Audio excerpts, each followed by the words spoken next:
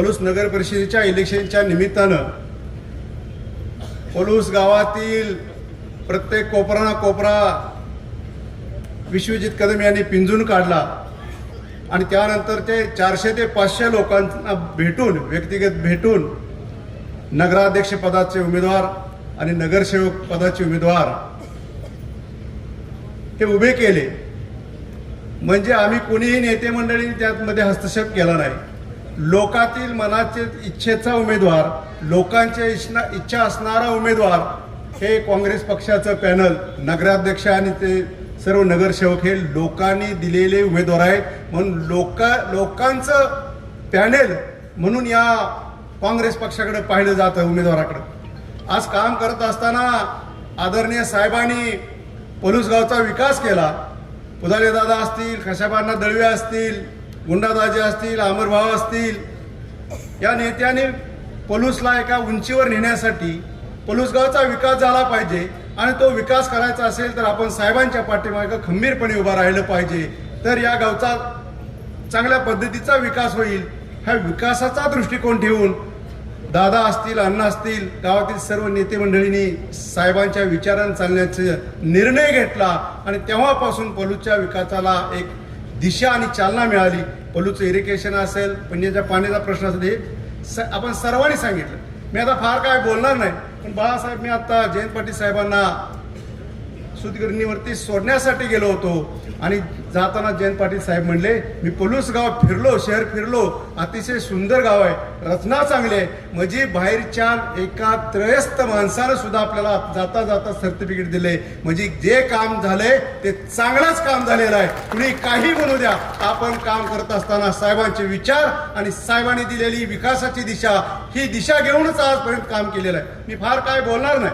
गेली 15 दिवस झालं बाळासाहेब स्वतःच्या इलेक्शनला जागले नसतील, आम्ही जागलो नसेल, एवढं 15 दिवस रात ना दिवस पलूसच्या विकासासाठी राबलेले आहेत. कारण प्रत्येक उमेदवाराशी चर्चा करून, लोकांशी चर्चा करून उमेदवार फायनल केले आणि गेली 15 दिवस सकाळी 7:30 ते रात्री कधी 3, कधी 2, कधी 1 एवढा वेळ देऊन आम्ही काम केलेलं आहे. म्हणजे बाळासाहेबांना सुद्धा साहेबा एवढीच पलूसचा विकास झाला पाहिजे याची तळमळ आहे आणि निश्चितपणे आपण त्या पद्धतीने काम करणार आहोत. बाळासाहेब राज्याच्या मंत्रिमंडळामध्ये आपण काम केलं, आपण आता आमदार आहात आणि जरी आपलं सरकार नसलं तरी सुद्धा साहेबांची जी पुण्य आहे त्या पुण्याईच्या जोरावरती कुठलंही काम आपल्याला आजपर्यंत थांबलेलं दिसून येत नाही. जिथं जाल तिथं बाळासाहेब गेले की सांगतात, तुमच्या साहेबांचे आमच्यावर एवढे उपकार आहेत की त्यांचे उपकार आम्ही कधी विसरू शकत नाही. काय सांगा, काम आहे तेवढं सांगा आणि लगेच चुटकीसरचे काम होतं. परवा मला वाटते आदित्य नाही का आपले तटकरे साहेब आले. तटकरेंनी भाषणाची सुरुवात ही साहेबांचं नाव घरून केली. म्हणजे आपलं साहेब किती मोठं होतं आणि त्याला मानणारी लोक सुद्धा किती पदावर मोठे. तटकरेंना सुद्धा साहेबांनीच संधी दिली. म्हणजे साहेब एक विचाराचं विजन होतं, साहेब एक विचाराची दिशा देणारं यंत्र म्हटलं तरी चालेल. साहेबांनी पलूसचा विकास अतिशय मोठ्या प्रमाणात केलेला आहे. राहिलेला विकास सुद्धा आम्ही निश्चितपणे करणार. पलूसचा विकास आणि बाळासाहेबांची तिजोरी आहेच, आता किल्ल्या मी घेतलेल्या आहेत, त्यामुळं पलूसच्या विकासासाठी लागेल तेवढा निधी द्यायचं काम माझी जबाबदारी आहे. तुम्ही चिंता करू नका. आणि मी इथं पलीकडेच राहतो, मी रानात बघितलं तर पलूसमध्ये काय चाललंय हे मला कळतंय.